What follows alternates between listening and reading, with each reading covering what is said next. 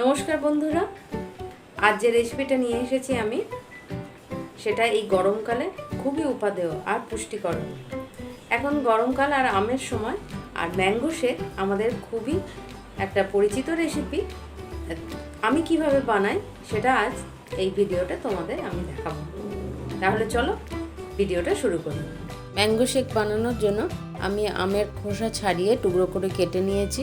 এবার একটা মিক্সিং জারের মধ্যে আমি সব আমের টুকরোগুলো দিয়ে দিলাম এবং দিলাম 5-6 চামচ চিনি, আর দুধ দেব 2 কাপ পরিমাণ।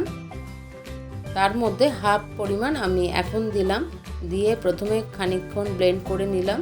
এবার থকথকে মতো মিহি পেস্ট মতো হয়েছে।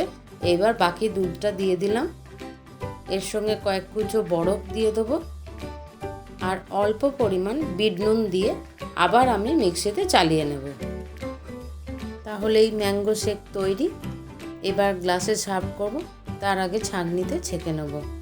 এই ম্যাঙ্গো শেক গরমের দিনে শুধু বাচ্চাদের নয়, আমাদের বড়দেরও খুবই পছন্দের একটা পানীয়। আর এটা সকাল সন্ধে যখনই হোক আমরা এটা খেতে পারি।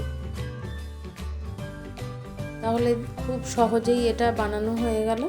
এবার এর মধ্যে আমি 2-3 কুচো করে বরফ যোগ করব আর উপর থেকে কিছু বাদাম কুচি ছড়িয়ে এটা আমি সার্ভ করব। ভিডিওটা যদি ভালো লেগে থাকে তাহলে অবশ্যই আমার সঙ্গে থেকো। নানান ধরনের জানা অজানা রেসিপি নিয়ে আমি আবার হাজির হয়ে যাব। আর ততদিন সুস্থ থেকো, ভালো থেকো। ধন্যবাদ।